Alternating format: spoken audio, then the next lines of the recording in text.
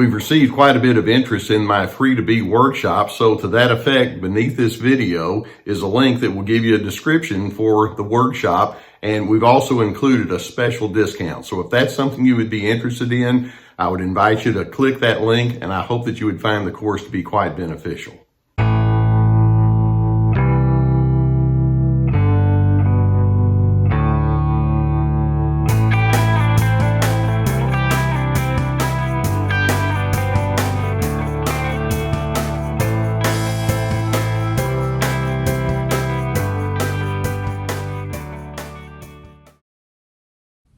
Easily one of the most common problems that people talk with me about in the aftermath of having been with a strongly narcissistic person is they'll say, I don't really know what to do with all of this stored up anger that's just piling up on the inside of me. I don't want it to be in there, but there it is. And frankly, when I hear something like that, I'm not shocked or I'm not surprised, because you can't expect to be on the receiving end of all of a narcissist's gross insensitivities and not have some form of anger. These people are highly controlling. They don't really care about your plans or your preferences. They're very selfish, which means they don't really take the time to know who you are. They can be highly condescending, and they can try to turn other individuals around. They're very defensive, which means you can't have good, constructive communications with them. And so for you to say, I feel angry, well, that's pretty normal. In fact, you'd be strange if you didn't have that emotion.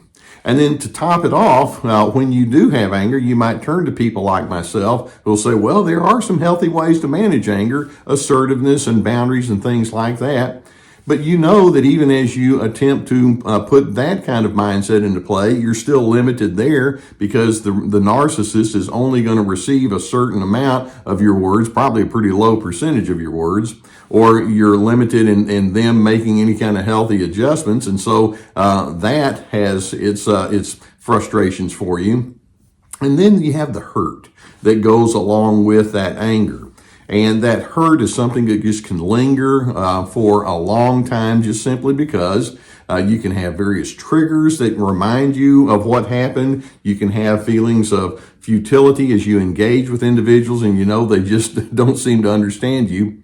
And so you carry this around on the inside. Let me give you an illustration of some of the common scenarios that I hear about, and I suspect that you'll be able to relate to some of these. For example, one of the most common problems that comes from the aftermath of having been with a narcissist is you may have been estranged from people that you love dearly. And this can be your own children, it can be your grandchildren, it can be other extended family members. It might be that because of that narcissist, you are now estranged from friends or coworkers, or it may be some of those people who were kind of peripheral acquaintances, but you're not going to be able to see them anymore because the narcissist owns them. Another common scenario is I've heard people talk about the anger that lingers because their career was severely maneuvered into a wrong direction because of that narcissist. It may be that narcissist once was a friend that you trusted, or it may have been a sibling or a spouse that you once trusted, and that person betrayed you, and they just abandoned you, and it caught you off guard because you weren't expecting it to happen from that person who turned out to be somebody that you had no idea was really there. It could be that you've been verbally or emotionally or physically abused, and the anger and the hurt that goes along with that doesn't just dry up real quickly.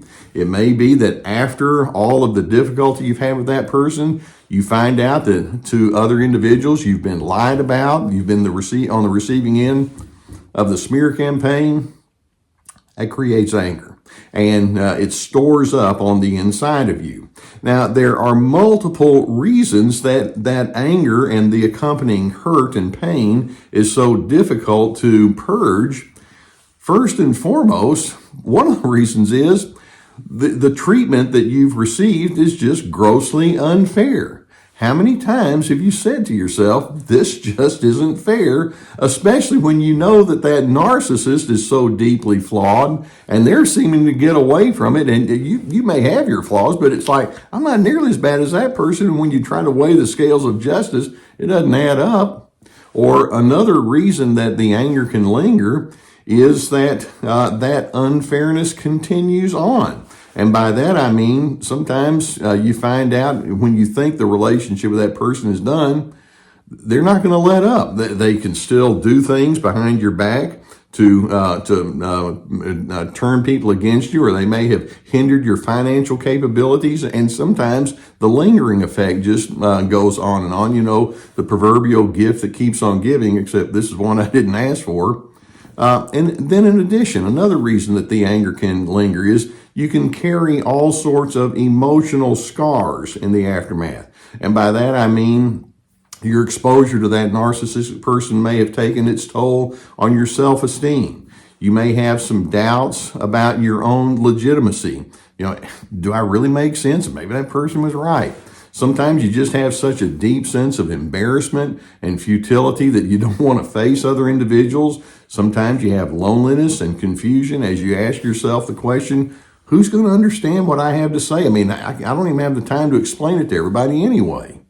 Another reason that your anger can linger is when you look at the pervasiveness of that narcissist pathology, it's just so difficult to comprehend. Why would anyone treat me the way that that person did? What's going on? And it may be that you just have a hard time finding any kind of answer that satisfies in that category, and I totally get that. In addition, another reason that the anger can linger is you look back and you think, well, my biggest mistake is I was loyal. My biggest mistake is I was optimistic. In other words, your best characteristics were used against you. And it's like, how did that happen? I thought that I was trying to be a decent person, and that got taken away from me. And then over time, emotional fatigue settles in. I know I need to do something different. I know I need to come to terms with my emotions, but right now I'm just emotionally spent. And then another reason that the anger can linger is sometimes just being honest. Your own personality may be working against you. And by that, I mean, you may be the kind of person who likes to have your own personal events tied down. You know, you like to have things neat and predictable and in their place. And if that's not the case, then you can have some strain there. Or it may be that you're a natural appeaser or people pleaser. And as a result, you have a hard time dealing with individuals who are so much the opposite of that. Or it could be that you're the kind of person that's naturally inclined towards anxiety anyway, or depression. And so all of that can come into play. So you've been mistreated, and you have the anger and you have the accompanying hurt that just continues to hold on, and it's settling on the inside of you, and you know you're not being as effective of a person as you'd like to be because of that. How are you going to handle that? Now, let me throw some thoughts at you. Some are going to be things that you might consider to be predictable that I would say. Some are going to be difficult, okay? First, we're going to say, when you look at your anger, embrace it. Now, when I say embrace it, I don't mean, hey, you just be as angry as you want. If that person doesn't like a dose of their own medicine, that's too bad for them. No, but what I am saying is sometimes that anger doesn't need to be ignored. Sometimes there's a legitimacy to the anger. Anger is, after all, tapped into your sense of self-preservation. It's your way of saying, I wish that I could be treated with a certain amount of respect. Hold on to that, because it's not entirely wrong for you to feel what you feel. The hurt, the anger is part of your warning system that tells you, I need to be careful about the kind of people that I give myself over to. Another thing I would say to you, and this is part of the difficult piece of it, and that is make sure that you let go of the identity as the wronged one. Okay? Now, you have been wronged, but you want to be careful that you don't let that become your entire identity. You may have been victimized, but you don't want to have the victim status as the centerpiece of your personality. That's what narcissists do. And so we're not going to deny the fact that you were wrong, that you were victimized. We want to say, though, that doesn't have to be the sum total of who you are and how you think of yourself. And I know people who, when they have been on the receiving end of something legitimately wrong, that's all that you ever hear about them. We don't want that to be completely the case. Instead, you've heard me use the term in the past videos about radical acceptance. There are times when you need to practice radical acceptance. This is a hard one. And when I say radical acceptance, you accept the fact that what happened, happened. Doesn't mean that you accept the immorality of that person's actions or the lack of ethics that that person used. But rather than saying, well, I wish I'd never been exposed to that, well, you were. And so you want to accept the fact that it's there. Now, having said that, that leads directly to another thought, and that is you also want to stay away from all or nothing thinking. Many times when you have this anger and when you have this pain on the inside of yourself, it's easy to conclude, my life is ruined. That's a pretty strong expression. Or nobody's ever going to care about me again, or nobody's ever going to believe in me again. And again, that can be a little bit too exaggerated. Make sure that even though there's legitimacy to your feeling, that you don't just run with it to the extent that you forget, well, wait a minute, I'm not completely ruined because there are other elements of me that I can tap into. There are other people out there who might want to actually learn how to love me and be good with me and reciprocate with good characteristics. Also, as part of your recovery from your anger, make sure that you avoid winner-loser distinctions or pronouncements. You're not a loser, you're not a winner, that person's not the winner, they're not the loser. We're not going to think in terms of competition. You're hurt, you're in pain, but you're not a loser. Do not allow yourself to think that way, and do not let yourself think, I've got to make that person the loser, because that means you're just still playing the game. And then finally, and this is another difficult one, and that is with most narcissists, you have to give up hope for change. Okay? You like to think, well, maybe if I say the right things or do the right things, that person's going to see the light. Every now and then that might happen, but in most cases, it doesn't. Let's keep in mind that the anger is there because you've been repeatedly exposed to somebody who doesn't do life well. It's probably going to continue. So I'm hoping that you can take some of the pain and the anger that you have experienced, and I don't mean this to be a cliche at all, and turn it into an opportunity to deepen your sense of empathy. I know what I feel like when I've been hurt, and I know that there are others who have been there.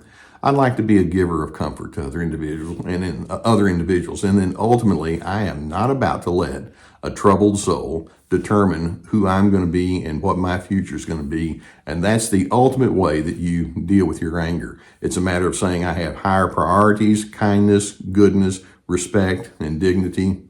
I'm going to live into that. Now, I know that this is a difficult topic, and it's one that requires a good deal of introspection. If you've not already hit the subscribe button, I would encourage you to do so. Gus and I will keep more videos coming at you. When you're dealing with something like this, it could very well be that you need a therapist that can help you. And I'm so pleased that I've been sponsored for years now by the people at BetterHelp.com. I've received much good feedback from these individuals, who've been through that. BetterHelp allows you to have phone or video consultations. It's accessible. It's affordable. In fact, if you go through our link, you get a 10% discount. Please seek the help that you would richly deserve. In addition, I also have my therapeutic workshops or courses.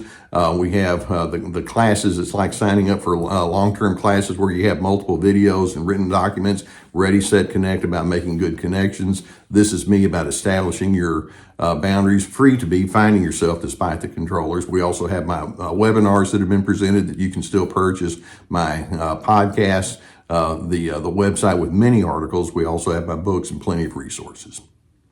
I know that you can have this lingering emotion. I don't fault you for having that, but at the same time, you want to decide, I want to have balance in my life. I'm going to allow for a certain amount of emotion to be there, but I also want my decency to be what I'm defined by. And if you can think that way and commit yourself to an ongoing sense of growth and maturation and insight, it can position you to become a person of peace.